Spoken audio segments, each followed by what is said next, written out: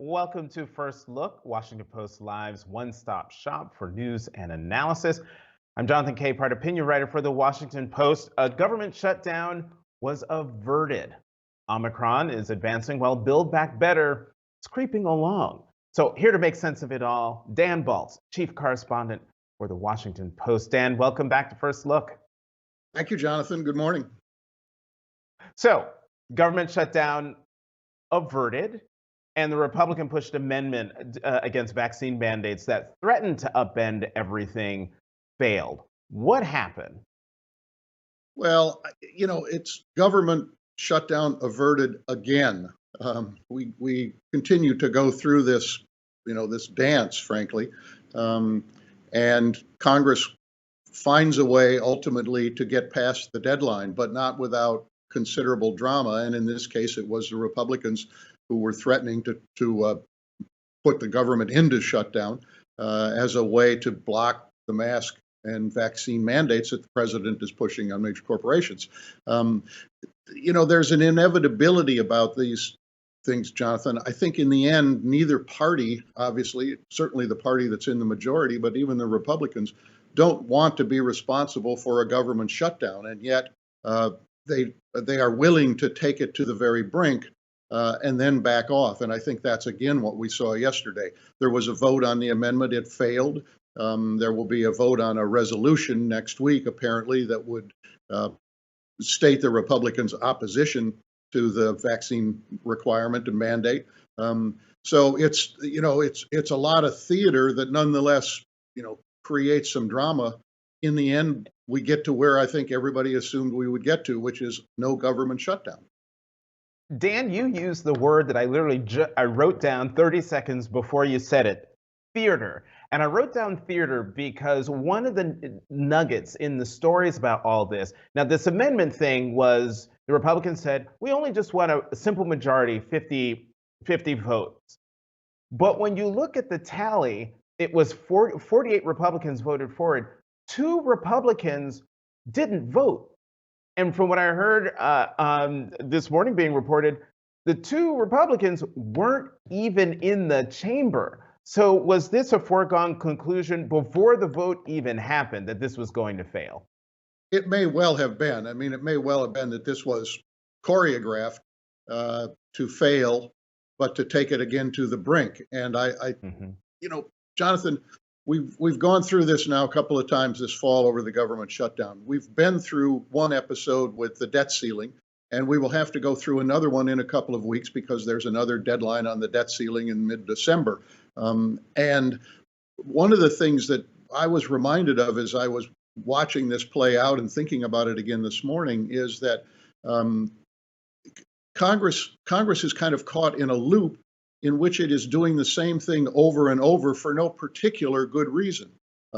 Keeping the government open ought to be a no-brainer, and raising the debt ceiling ought to be a no-brainer. It's happened every time. We've never not raised the debt ceiling. So these are ultimately meaningless exercises that nonetheless consume real time and take attention away from the issues that I think most Americans wish that the Congress were dealing with. And as one Senate source told me recently, as sort of a reminder, all these continuing resolutions that keep the budget in place, that's the Donald Trump budget. President Biden still doesn't have a budget that reflects his priorities. But let's turn our attention to the COVID pandemic and the emergence of Omicron in the United States. Yesterday, President Biden urged Americans not to panic. And he said we are better positioned to fight COVID than we were a year ago. Do you think the American people agree with that assessment? That's a really good question. I think that, we probably are better equipped to deal with this. A year ago, we didn't have vaccines available. A year ago, we weren't in the position in which we had some therapeutics online that were soon to be available. So in many ways, we know a lot more about how to fight the disease. We've learned that we can keep schools open, that some businesses can have people come back into the offices. So in many ways, we've learned a lot that puts us in a better position to deal with this. Nonetheless, I think that the reemergence of yet another variant causes considerable amount of anxiety with people. And just the daily decisions that people have to make about their own risk tolerance causes frustration and anxiety. So the government is in a better position to fight it, but I'm not sure that Americans feel that they are in a better position to figure out how to weather it. And so the likelihood of the shutdowns, the widespread shutdowns that we saw at the beginning of this pandemic, the likelihood of that is, would you say, next to nil? Yes, pretty much next to nil, unless there's some dramatic element of the Omicron variant that we don't know yet. And I think the scientists have been pretty clear that there is still a lot more that we need to learn about this, that, that this is still relatively new, and there's not enough evidence available yet to be able to draw certain conclusions, certainly about whether the current vaccines will continue to provide immunity. There's some evidence that's come out over the last day or so that this variant has an ability to reinfect people who have been infected in the past. That should be worrisome for people who are not vaccinated. What it means for people who are vaccinated, we don't know yet. But absent something really, really dramatic, I think that the president is correct in the fact that we're not going to shut down the economy and shut down schools again in the way that we had to do in 2020 when we were much, much less prepared. Mm-hmm. In the 4 minutes that we have left, let's talk about Build Back Better. What's going on with negotiations in the Senate? Senate Majority Leader Chuck Schumer keeps saying this is going to get passed by the end of the year or before the end of the year.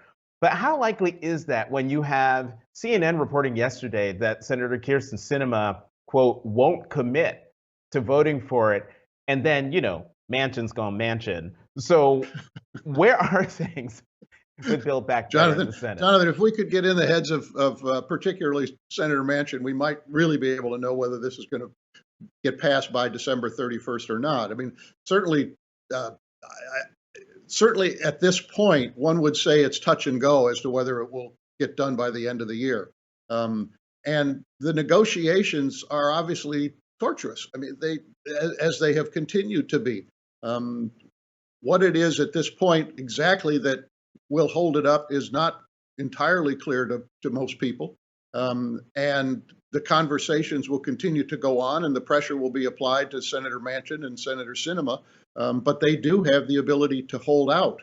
And we know that there are aspects of what passed the House that Senator Manchin is not happy with, doesn't think should be in there. And he's also made clear that he just doesn't think there is that sense of urgency that this needs to get done by the end of the year. He's made clear that he thinks that we ought to get a better sense of the impact of what has already been passed, particularly the inflationary impact, before Congress moves ahead on another, roughly $2 trillion in spending. So I think that's where we are. We're, as you suggest, we're in this continuing stage of incrementalism, both in terms of the negotiations and in the question of exactly whether they will hit that December 31st deadline or whether it will spill over a little bit. Again, I think that people assume that in the end, Congress will pass this bill, this Build Back Better bill. But as to the timing, we're going to probably be back in a few weeks asking the same question we're asking this morning. But I mean, Dan, come on. The sense of urgency that Senator Manchin doesn't seem to have doesn't match the sense of urgency within the Democratic Party writ large, because you've been around Washington a long time and reporting on Washington a long time. Folks are trying to get this done before the end of the year because and I know once the calendar clicks to 2022, given that a midterm election is coming, nothing is going to happen. So does that explain why Senator Schumer is like, yep, we're going to get this done by the end of the year? Oh, I think that's absolutely right. I think that, any day you get into 2022, the farther you get into it, the more difficult it becomes. On the other hand, part of the reason that we say things like that is that we know that cooperation between Republicans and Democrats, will not exist in 2022. We can't really say it exists right now. So in some ways, the dynamic early in 2022 within the Senate is not going to be particularly different than it is now, other than that there are going to be Democrats who are even more nervous and worried than they are today, because the longer this drags on, the more it becomes problematic about for the Democrats as they look to 2022 and the enthusiasm of their base and the questions about what kind of turnout they're going to be able to have in those key races. Dan, Democrats are always nervous, no matter when, no matter what time of year or part of the year it is. Washington Post chief correspondent Dan Balz, as always, thank you very much for coming to First Look. Have a good weekend. Thanks, Jonathan. You too. We're going to keep the conversation going with our Opinions Roundtable in just a minute. Let's go to the opinion side of the Washington Post, where we will find Washington Post Deputy Editorial Page Editor Ruth Marcus and Washington Post columnist George Will. Ruth and George, welcome back to First Look. Morning, Jonathan. So, Ruth, I'm going to start with you because of the other big news this week centered on the Supreme Court and the arguments in that Mississippi abortion case. This Mississippi law would ban most abortions after 15 weeks of pregnancy. The justices' questions left many worried that the High Court could overturn the constitutional right to an abortion. Is Roe v. Wade truly in danger of being overturned, given the arguments you heard this week? Short answer, yes, it is. And I'm honestly surprised to be saying this. I thought it was one of the most revealing and, for me, chilling arguments that I've heard at the court. And this is where I think I need to give the kind of prospectus warning. You can't reliably judge what's going to happen based on oral argument. But there were tea leaves, and there were tea leaves that basically suggested this.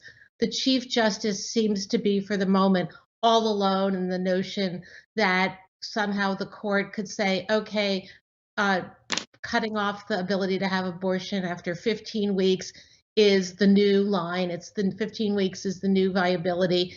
And if states want to prohibit abortion after that, that's fine. But we don't have to decide where this goes from there. The other justices, in varying degrees, seem more willing to simply say Roe and Casey, the 1992 case that reaffirmed it, were wrongly decided, and to take the plunge. I don't think that's certain, but I think it's more, I think today that it's more likely than I did a few days ago before this argument.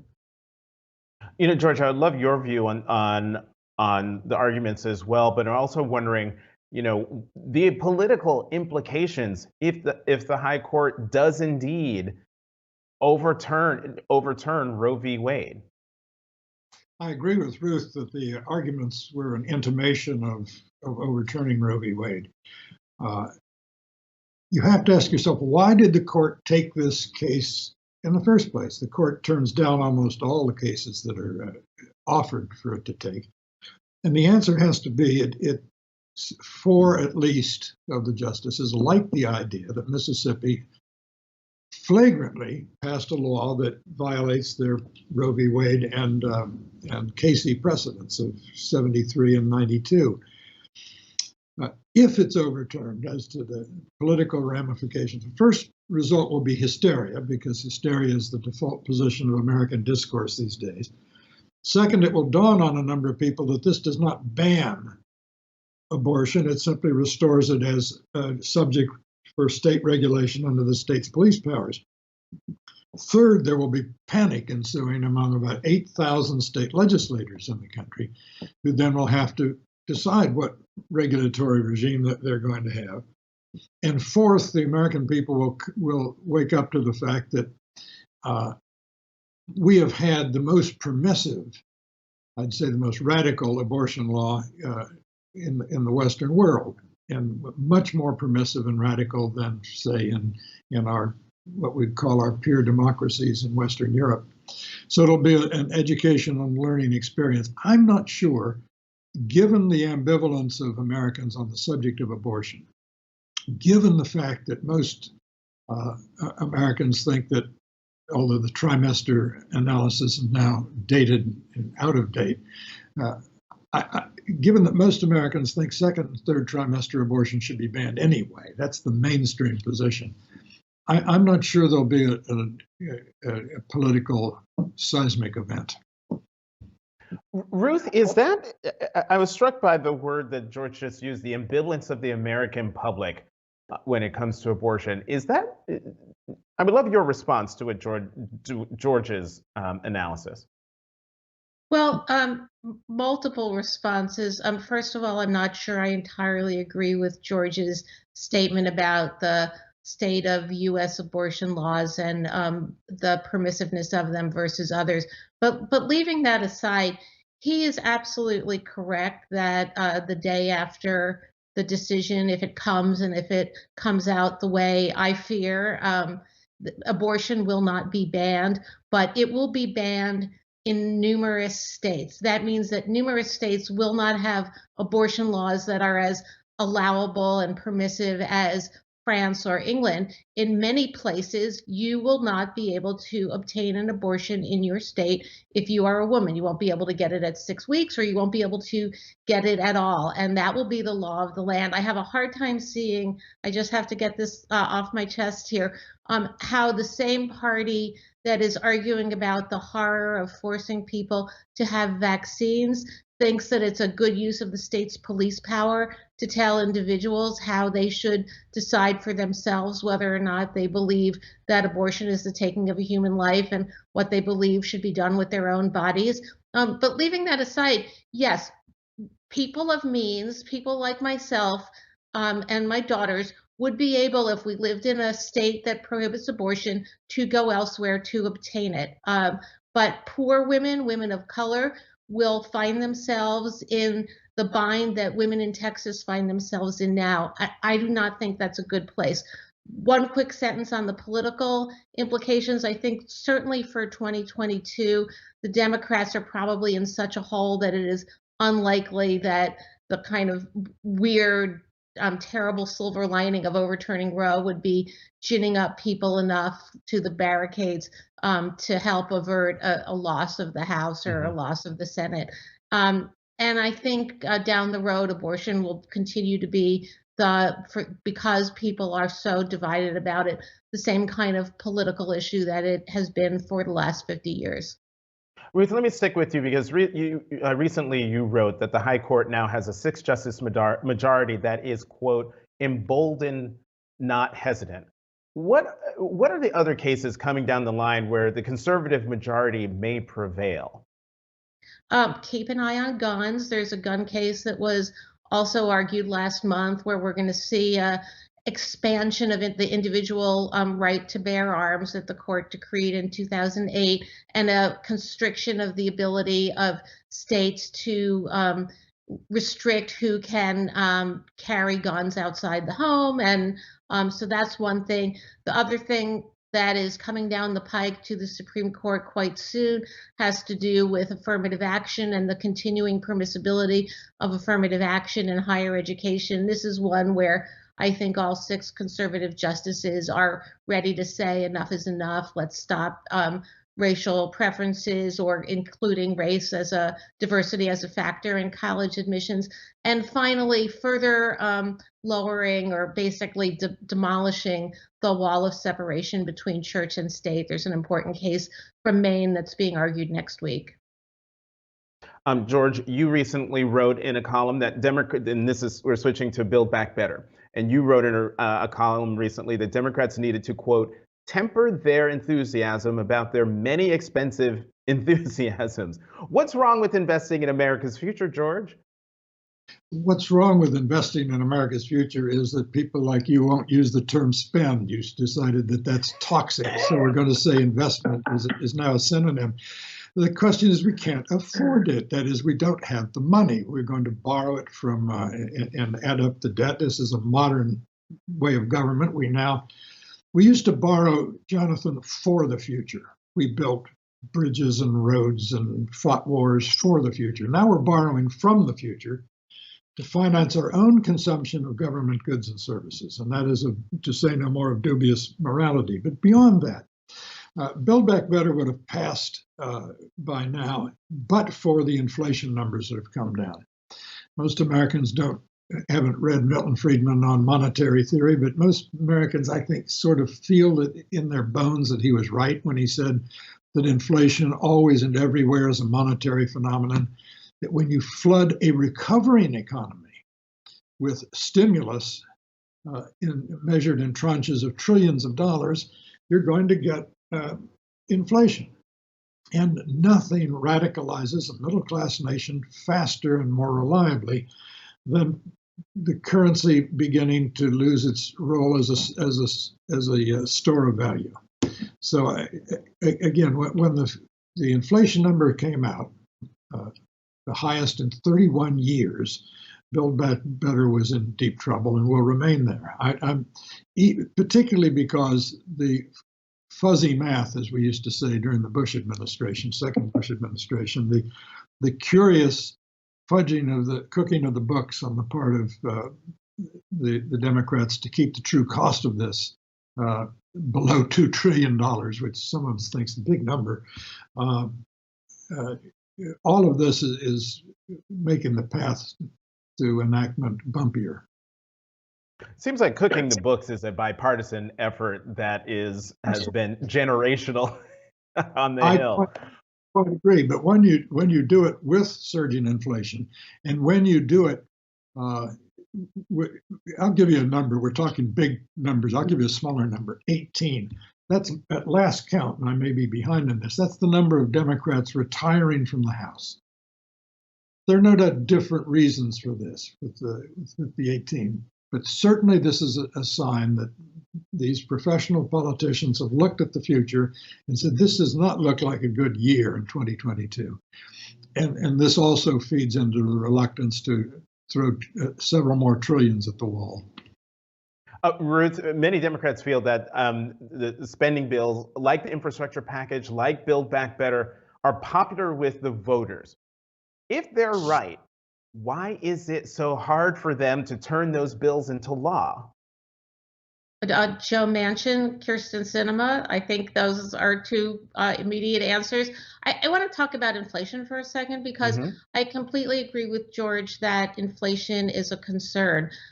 He has Milton Friedman. I'm going to dust off Larry Summers, who has appropriately warned about inflation in the past, but has argued, I think, quite persuasively that although politicians concerned about inflation are getting jitters over Build Back Better, in fact, Summers just believes that the Build Back Better spending, and yes, it is spending, so are tax cuts, by the way, but Summers has argued that the Build Back Better spending is actually not going to be inflationary, that it's going to help the economy by carving out space to build jobs that is going to be spread out over a number of years. So we should worry about inflation. We shouldn't worry about it in Build Back Better. But honestly, we should worry about the fate of Build Back Better because it's not looking so good to me. Let's switch gears to Congresswoman Lauren Boebert. George, House Minority Leader, excuse me, House Minority Leader Kevin McCarthy reportedly is trying to quietly extinguish various internal fires related to Congresswoman Boebert and her Islamophobic comments about Congresswoman Omar. My question is, why isn't he publicly holding her accountable? I'm not familiar with the labyrinthine nature of Mr. McCarthy's mind. This does seem to me to be clear. The best construction I could put on this is that he understands that she is a provocateur, and the way to punish her, a sufficient and maximum punishment, is to not be provoked. Ignore her. She's trying to draw attention. She's taken to particular extreme the performative nature of Congress these days. People come to Washington not to legislate, but to strike poses and get on television and all the rest. She's really good at that. I mean, we're talking about her right now. Just ignore her. She hurts people's feelings. People's feelings aren't that important. Second, she doesn't really hurt their feelings because they know she doesn't. She's a silly and a marginal creature. comity in a legislature would be nice to have, but you get 435 people, a few of them are going to be stark raving mad, and she's one of them. Ignore her. Okay, I hear what you're saying, George. But she's not just, as you say, hurting people's feelings. Congresswoman Omar, at a press conference, played one of the threatening messages she has received since that video of Congresswoman Boebert hit the airwaves. Ruth, we'd love your view on this, and also your view on Speaker Pelosi and her team discussing whether to bring up a House resolution condemning Islamophobia as an indirect reprimand of Congresswoman Boebert. This would also be a means of keeping pressure on Minority Leader McCarthy to respond publicly. But is it a good move on his part to do what George is saying, and that is to ignore her? She's not going to go away. George and I are both parents of now grown children, and we did learn as parents that sometimes you need to ignore the tantrum and let the toddler cry it out. But sometimes you need to draw a line and send a signal about what behavior is acceptable and what behavior is not acceptable. And I think whatever the labyrinthine mind, great phrase, George, of Kevin McCarthy is, it ought to be able to get to the capacity to say this is wrong. And it's not just that is the obvious thing to say. It's that, as you pointed out, Jonathan, this is the necessary thing to say. It's not a question of whether individual members' feelings are hurt. It's the tone that sitting members of the United States House of Representatives set in the comments that they make and what their colleagues say expressly or tacitly is or is not acceptable behavior. Lines need to be drawn, and this is a moment for speaking out and saying this is unacceptable. For the Republicans to be able to say what shouldn't be that hard to say is, this is not who we are. She does not speak for us. What she said is wrong. Right. And you know what? I've lost track of time, and we are out of time. But I echo what you say, Ruth. The other thing is, if Kevin McCarthy thinks that by ignoring them now, he'll be able to control them if indeed he becomes Speaker of the House, I think he better think twice about that. Ruth Marcus, Deputy Editorial Page Editor. George Will, Washington Post columnist. Thank you both very much for coming back to First Look. Have a good weekend. You too. Thank you. Thanks.